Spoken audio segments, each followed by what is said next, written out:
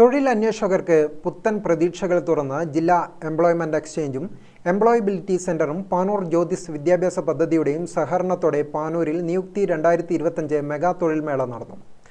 Panoor U P സ്കൂളിൽ നടന്ന പരിപാടി കെ.പി. മോഹൻ എം.എൽ.എ ഉദ്ഘാടനം ചെയ്തു. പാനൂർ നഗരസഭാ ചെയർമാൻ കെ.പി. ഹാഷിം അധ്യക്ഷനായി.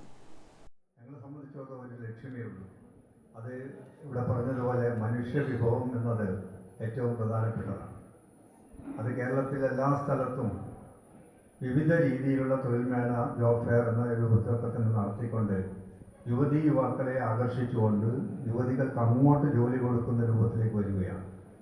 അപ്പം അത് പരമാവധി ഉൾക്കൊണ്ടുകൊണ്ട് പ്രവർത്തിക്കുന്ന രൂപത്തിലേക്ക് ദാതാക്കളും അതിൻ്റെ രൂപത്തിൽ ഇടപെട്ടുകൊണ്ട് പ്രവർത്തിക്കുകയാണ്.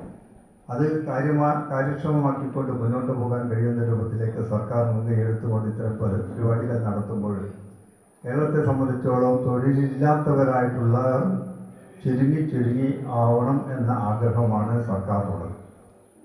അത് പരമാവധി പൂർത്തീകരിക്കാൻ കഴിയുന്ന രൂപത്തിലേക്കുള്ള പ്രവർത്തനങ്ങൾ നടത്താൻ ഞങ്ങളും ഓരോ മണ്ഡലവും മുന്നോട്ട് വരികയാണ്.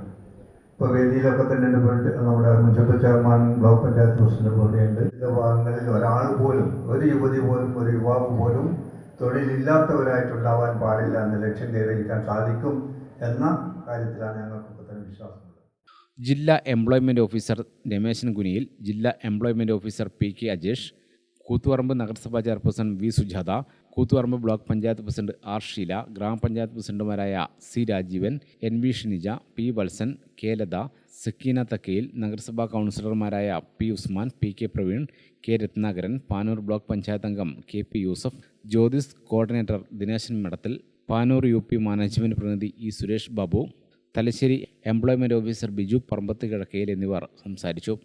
വൻ ജനപങ്കാളിത്തത്തോടെ നടന്ന തൊഴിൽമേളയിൽ SSLC, ബിരുദാനന്തര ബിരുദം, ITI, BTech, എഞ്ചിനീയറിംഗ് തുടങ്ങി വിവിധ വിദ്യാഭ്യാസ യോഗ്യരായവർക്കായി engineering, automobile, management, hospital, spoken English trainer, Chinese cook, tailoring, ധനകാര്യം, മറ്റ് സേവന മേഖലകളിൽ നിന്നുമായി 450-ലേറെ ഒഴിവുകളിലായി 25ഓളം തൊഴിൽ സ്ഥാപനങ്ങളാണ് പങ്കെടുത്തത്. ഗ്രാമിക ന്യൂസ്, തലശ്ശേരി.